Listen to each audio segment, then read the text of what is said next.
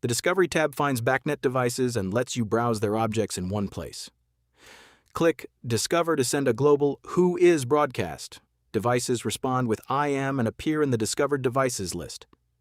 A progress indicator shows while discovery runs. The status line tells you how many devices were found.